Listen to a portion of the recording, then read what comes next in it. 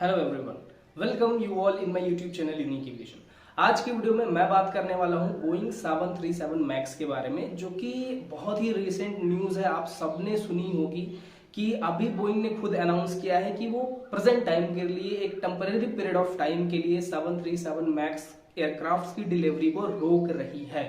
ठीक है, तो हम इस वीडियो में ये जानने वाले हैं कि आखिर ऐसी क्या बात हो गई जिसकी वजह से बोइंग ने ये 737 मैक्स की जो डिलीवरी है इसको डिले किया है, और क्या उसका क्या रीजन हो सकता है। क्योंकि देखिए, अभी आपने सुना होगा ये 737 मैक्स ऑलरेडी बहुत सारी कंट्रोवर्सी में थी। 2018 और 2019 में वो फैटल एक्सीडेंट्स की वजह से 2 साल ग्राउंडेड रह चुका है ऑल ओवर द वर्ल्ड। तो बोइंग को एक अच्छा प्रॉफिट कमाने का जो एक वो था चांस था, वो दोबारा मिला था, जो दोबारा उसके हाथों से निकलता हुआ दिख रहा है एक टाइप का।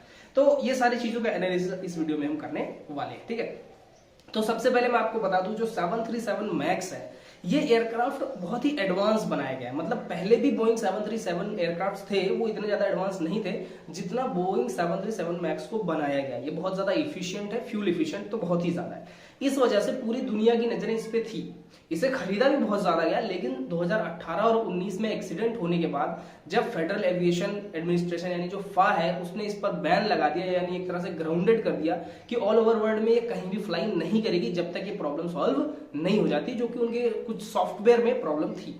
ठीक है, उन्होंने उसको सही किया, उन्होंने दोबारा अप्रूवल्स लिए फांसे और इसकी डिलीवरी दोबारा चालू हो गई, और ये बहुत ही बेहतरीन चल रहा था। आप अगर आप इंडियन एविएशन की भी बात करो तो बहुत ही बेहतरीन चल रहा था। आप देखो, एयर इंडिया का 190-200 एयरक्राफ्ट का ऑर्डर है, आकाश एयर उसी पे ऑपरेट कर रही है 70-72 एयरक्राफ्ट के साथ। तो उन्हें ऑल ओवर वर्ल्ड से जो एक रिकॉग्निशन चाहिए था वो दोबारा मिलना चालू हो गया था। लेकिन अभी सडनली अचानक से ऐसा रिपोर्ट आया कि बोइंग ने खुद ही अपनी डिलीवरी को रोक दिया। ठीक है, तो क्या प्रॉब्लम आई थी उसको हम डिस्कस करने वाले हैं। ठीक है, तो प्रॉब्लम यह है कि जैसे देखिए, कोई भी एयरक्राफ्ट जो मैन्युफैक्चर होता है उसमें बहुत ढेर सारे पार्ट्स इंक्लूडेड होते हैं, और ये जरूरी बिल्कुल भी नहीं है कि बोइंग या फिर एयरबस जो भी उसको बना रही है वो सारे के सारे पार्ट खुद ही मैन्युफैक्चर करे।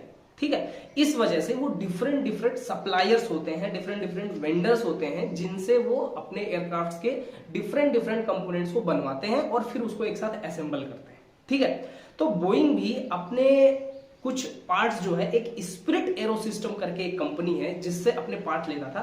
वो कौन से पार्ट लेता था वो एक्चुअल में, जो आपका आफ्ट फ्यूजलाज होता है और जो आपके टेल होते हैं एयरक्राफ्ट के। टेल यानी कि जैसा आपको फिगर में भी दिख रहा होगा, टेल मतलब कि जो पीछे का हिस्सा होता है जिसमें आपके एलिवेटर और रडर लगे होते हैं। ठीक है, तो अब एलिवेटर और रडर जो आपका टेल हो गया और आफ्ट सेक्शन ऑफ द फ्यूजलाज, इन दोनों को आपस में कनेक्ट किया जाता है। ये सिस्टम यानी ये जो कंपोनेंट है ये बनाती थी स्पिरिट एरो सिस्टम्स। ठीक है, अभी इन्वेस्टिगेशंस के बाद ये पता चला है, अभी ये क्लियर नहीं है कि वो इन्वेस्टिगेशन किसका है, बोइंग का खुद का है या फा का है या स्पिरिट एरो सिस्टम का है। जिसका भी है, इन्वेस्टिगेशन में ये पता चला है कि जो फिटिंग आपके आफ्ट फ्यूजलाज को और टेल को आपस में जोड़ती है, उसमें 2 फिटिंग्स जो है वो गलत तरीके से जोड़े गए हैं। ठीक है, यानी वो 2 फिटिंग्स गलत लगाए गए हैं। या तो उनका प्लेस गलत हो सकता है, या फिर उसमें वेल्डिंग करने का तरीका गलत हो सकता है, या जिस भी मेथड से वो अटैच किए गए हैं वो अटैचमेंट में ही प्रॉब्लम है। ठीक है, अब इस अटैचमेंट का प्रॉब्लम का में सीरियस इंपैक्ट हो सकता है, क्योंकि आप देखो, आप जैसे मैंने बोला भी कि रडर और एलिवेटर टेल में होता है। ठीक है, और रडर और एलिवेटर ही एयरक्राफ्ट को पिच अप पिच डाउन और ऐसे लेटरल मूवमेंट प्रोवाइड करता है। ठीक है, अगर इन केस किसी भी हालत में अगर उसकी स्ट्रांगनेस में कमी है, स्टिफनेस में कमी है, या किसी भी तरह से उसमें कमी है, तो आप ये 100% मान के चलिए कि जो फोर्स है वो टेल से फ्यूजलाज पे प्रॉपरली बैलेंस तरीके से इंपैक्ट नहीं कर पाएगा, और अगर नहीं कर पाएगा तो उससे एयरक्राफ्ट की स्टेबिलिटी में प्रॉब्लम हो सकती है। ठीक है, लेकिन फिलहाल तो अभी Boeing 737 max all over world में ऑपरेट कर रहा है, कहीं पे कोई प्रॉब्लम नहीं है। और इस बात को बोइंग ने भी माना है कि इसका सेफ्टी इश्यूज इतनी जल्दी नहीं आएगा। ठीक है, क्योंकि जो क्वालिटी ऑफ द प्रोडक्ट होता है किसी भी एयरक्राफ्ट का वो बहुत ज्यादा हाई होता है। ठीक है, लेकिन हम इस बात को बिल्कुल इग्नोर नहीं कर सकते हैं कि उसका सेफ्टी कंसर्न नहीं है, बट अभी इमीडिएटली आपको देखने को नहीं मिलेगा। और यही रिपोर्ट बोइंग ने फा यानी कि फेडरल एविएशन एडमिनिस्ट्रेशन में सबमिट की थी, और फा ने इसे अप्रूव भी कर दिया है कि इमीडिएटली कोई सेफ्टी कंसर्न इस पर नहीं है। ठीक है, तो ये तो बात हो गई प्रॉब्लम की कि प्रॉब्लम क्या है। अब इसका सोल्यूशन क्या होगा, तो सोल्यूशन के लिए जो स्पिरिट एरो सिस्टम है यानी जो इस कंपोनेंट को बनाती है वो प्रेजेंट टाइम में इन्वेस्टिगेशन कर रही है, और वो उसके हर एक एयरक्राफ्ट जो अभी तक डिलीवर किए गए हैं 737 मैक्स फैमिली से, चाहे वो 737 मैक्स 7, 8 हो, ठीक है, सिर्फ 9 को छोड़ के, क्योंकि 737 मैक्स डैश 9 वेरिएंट जो है उसके लिए ये सिस्टम, यानी जो ये टेल वाला और ऑफ फ्यूजलाज का कनेक्शन वाला सिस्टम है या कंपोनेंट है, वो कोई अदर सप्लायर प्रोवाइड करता है। Arrow systems, spirit aero system नहीं करती है। तो बोइंग ने ये भी इन्वेस्टिगेट करके पता लगाया कि उन एयरक्राफ्ट्स में जो कि 737 मैक्स 9 है उसमें ये प्रॉब्लम नहीं है, क्योंकि वो कोई और सप्लायर बनाता था। ठीक है, ये सिर्फ उन एयरक्राफ्ट में प्रॉब्लम है जिसके कंपोनेंट्स स्पिरिट एरो सिस्टम से उन्होंने बनाए। ठीक है, यानी सीधे तौर पे जो जिम्मेदार इस प्रॉब्लम के लिए है वो स्पिरिट एरो सिस्टम है, बोइंग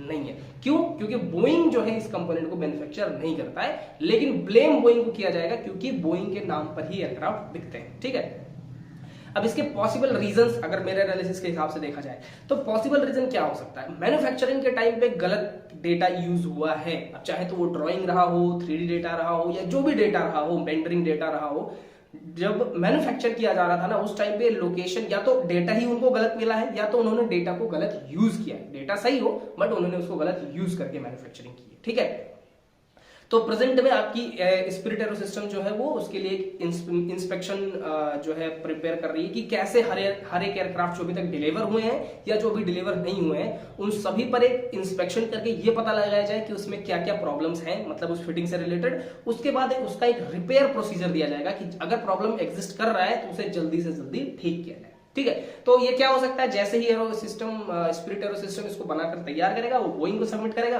पहले बोइंग उसको रिव्यू करेगा, अगर सब कुछ सही रहा तो वो फाको इसको दे देगा, यानी जो फेडरल एविएशन एडमिनिस्ट्रेशन है वो क्या करेगा, एक एयरवर्थिनेस डायरेक्टिव इशू करेगा विथ मैंडेटरी इंस्ट्रक्शन, यानी कि मैंडेटरी एडी वो इशू कर देगा।